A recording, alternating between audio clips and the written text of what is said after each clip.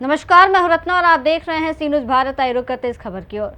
गुजरात के अहमदाबाद से खाकी को शर्मसार करने वाला मामला सामने आया है।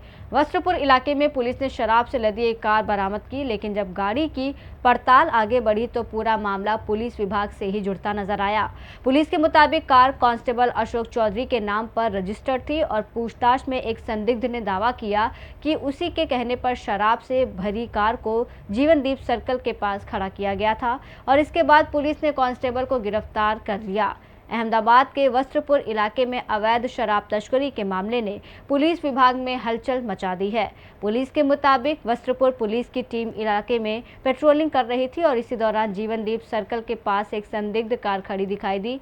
पुलिस ने जब कार की तलाशी ली तो उसके अंदर से 313 विदेशी शराब की बोतलें और 102 बियर के कैन बरामद होने का दावा किया गया। शराब से भरी कार को देखकर पुलिस ने तत्काल मामले की जांच शुरू कर दी। जांच के दौरान पुलिस ने कार के नंबर और दस्तावेजों की पड़ताल की और इसके लिए आरटीओ रिकॉर्ड और टेक्निकल सर्विलांस की भी मदद ली गई। जांच में सामने आया कि जिस कार से शराब की खेप बरामद हुई वो कथित तौर पर पुलिस कांस्टेबल अशोक चौधरी के नाम पर रजिस्टर्ड थी। कार का कनेक्शन पुलिसकर्मी से सामने आने के बाद जांच और तेज कर दी गई। पुलिस ने पूछताछ के लिए चिराग चौधरी नाम के एक संदिग्ध को हिरासत में लिया। पुलिस के मुताबिक पूछताछ के दौरान चिराग चौधरी ने दावा किया कि उसने कांस्टेबल अशोक चौधरी के कहने पर ही शराब से भरी कार को जीवनदीप सर्कल के पास पार्क किया था। इस बयान के आधार पर वस्त्रपुर पुलिस ने कांस्टेबल अशोक चौधरी को गिरफ्तार कर लिया। पुलिस अब ये पता लगाने में जुटी है कि कथित शराब तस्करी के इस नेटवर्क में और कितने लोग जुड़े हुए हैं। जांच का एक अहम पहलू ये भी है कि शराब की ये खेप कहां से लाई गई थी और इसे अहमदाबाद में कहां पहुंचाया जाना था। पुलिस ये भी जांच कर रही है कि क्या इस पूरे नेटवर्क में किसी अन्य पुलिसकर्मी, अधिकारी या बाहरी शराब तस्कर की भूमिका है। मामले में बरामद शराब और वाहन समेत अन्य सबूतों को जांच का हिस्सा बनाया गया है। पुलिस की आगे की जांच के बाद ही इस कथित तस्करी नेटवर्क की पूरी तस्वीर साफ हो सकेगी। तारीख 5/7/2026 रोज પોલીસ પેટ્રોલિંગમાં હતી દરમિયાન સનશાઇન એપાર્ટમેન્ટ જીવનદીપ રો હાઉસની સામે i10 ગાડી બિનવારસી હાલતમાં પાર્કિંગમાં હતી અને પોલીસને શંકા જતા તપાસ કરતા તેમાં 1 લાખ જેટલો 313 બોટલ 10 પેટી જેવી અને ટીન હતા જે ઇન્વેસ્ટિગેશનમાં 213/2026 થી ગુનો દાખલ કરેલ। તેમાં તપાસ દરમિયાન ચિરાગ વિરજીભાઈ ચૌધરીને જે તે વખતે અટક કરેલ 8/7/2026 રોજ, જેમાં નામ ખુલવા પામેલ કે આ જે દારૂ લાવ્યા છે તે હાલમાં પોલીસ કર્મચારી અશોકભાઈ જોઈતાભાઈ પટેલ લાવ્યા છે, જેઓને હાલમાં એરેસ્ટ કરવામાં આવેલ છે અને આજ રોજ પણ કોર્ટમાં રજૂ કરી અને રિમાન્ડની કાર્યવાહી કરવામાં આવનાર છે। આરોપી પોલીસ કર્મચારી ક્યાં ફરજ બજાવે છે, કેટલા સમયથી ખાતામાં ફરજ બજાવે છે? પોલીસ કર્મચારી હાલમાં કંટ્રોલ રૂમ ખાતે ફરજ બજાવે છે અને આ દારૂ મુદ્દામાલ તે રાજસ્થાનથી લાવ્યો હોવાનું હાલની તપાસ દરમિયાન ખુલેલ છે।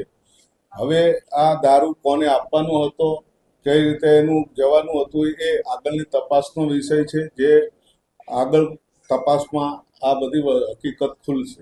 ચિરાગ ચૌધરી અને અશોક ચૌધરીનો શું સંબંધ છે અને ગાડી કોના નામે હતી? ગાડી અશોકભાઈ ચૌધરીના નામે જ હતી, જે પોલીસ કર્મચારી છે અને બંને મિત્રો થાય છે।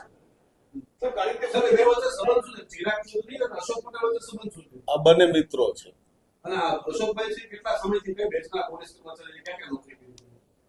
2012ના પોલીસ કર્મચારી છે અને હાલમાં તે કંટ્રોલ રૂમ ખાતે નોકરી કરે છે।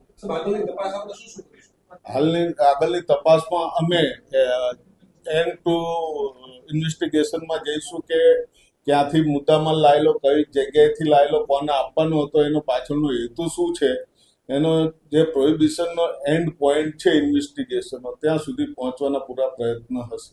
આજે ગાડી ક્યાં પડી હતી, ત્યાં મૂકવાનું કારણ શું અને આપણને 5 તારીખે મળી તો ક્યારે મૂકવામાં આવી હતી ગાડી, કેમ મૂકવામાં આવી? આમ જોવા જઈએ તો ગાડી જે મૂકેલી એ કોઈને શંકા ના જાય તે રીતે મૂકેલી, એકદમ જે એપાર્ટમેન્ટ છે એની બહાર।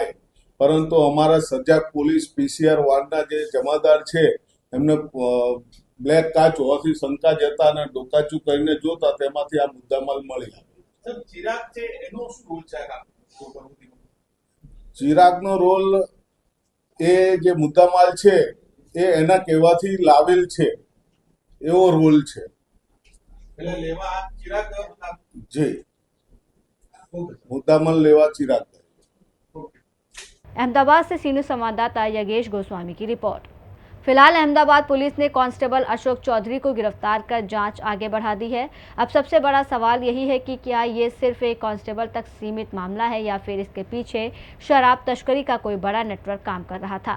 पुलिस की आगे की जांच में इस मामले से जुड़े और भी नाम सामने आने की संभावना है। इस रिपोर्ट में इतना ही। देश और दुनिया की तमाम बड़ी खबरों के लिए देखते रहिए सी न्यूज़ भारत।